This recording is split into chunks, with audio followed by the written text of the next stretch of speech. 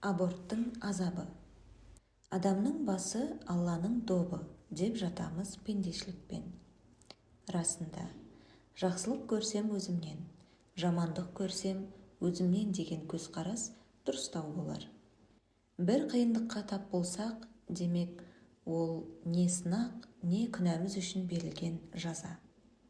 Бұл отбасының басқа отбасылардан ерекшелігі жоқ болатын. Үйленіп отбасы болған соң шырылдап дүние есігін ашып балалары өмірге келе бастады. 12 мүшесі сау, шекесі торсықтай 5 ұл босанды. Бұлайша қарасаң, шағым айтатын ештеңе жоқ. Бірақ адамның арманы таусылған ба?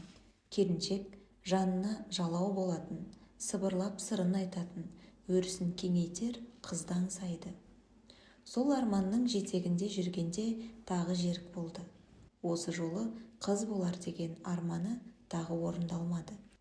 Құрсағына біткен шарана ұл бала екен. Тағы жабырқап қалды.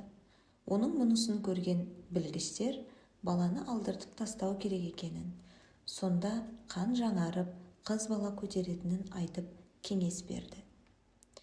Жастықпен болған мастық па, кесірдің ұрайын дегені ме, келіншек баласын алдыртып тастайды. Арада көп уақыт өтпей тағы аяғы ауырлайды. Көптен күткен арманы орындалып, іштегі нәрестенің қыз бала екенін біледі. Қуанышы қойнына сыймаған келіншек босанар күнді асыға күтеді. Айы күні жетіп, аман-есен қыз босанады. 5 ұлдан кейінгі нәзік гүлін бауырына басады. Күн артынан ай өтіп, уақыт жылжи береді. Аңсап күткен ханшайымы да өсіп келе жатыр еді. Бірде бұл отбасының да бақытты сәттерін бұлтты күнгі найзағайдай шаншып өткен бір жағдай болған еді. Бар жан тәнімен қалап, сұрап алған қызы Дауны ауруымен туылған болып шықты. Оны аудан орталығына барғанда білді. Дәрігерлер балаға ешқандай екпе салуға болмайтынын түсіндіріп, диагнозын ашып айтты.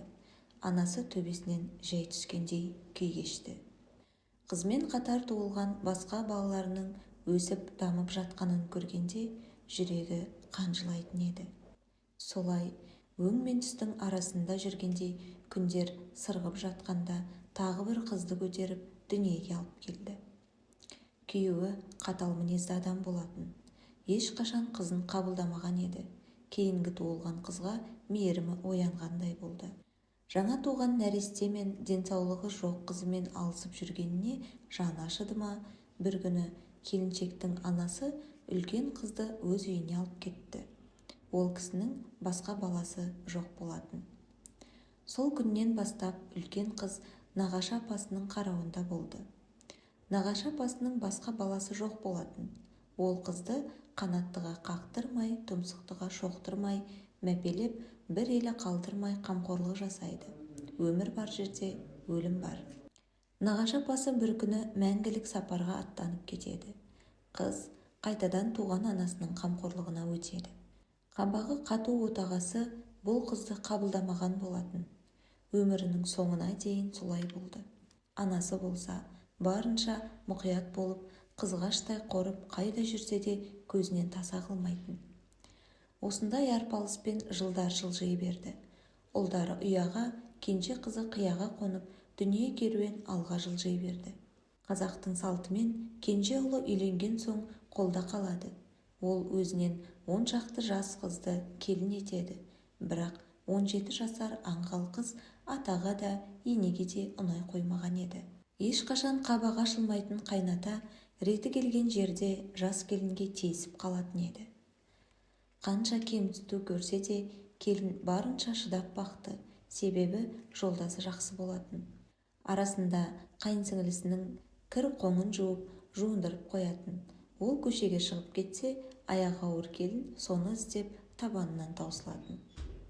Бір айналдырғанды қырсық шыр айналдырып, қайынсіңлісі инсульт алып, бір аяқ, бір қолы жұмыс жасамай қалды. Нағыз азап сонда басталды. Өйткені көп замай атасы да төсек тартып жатып қалған еді.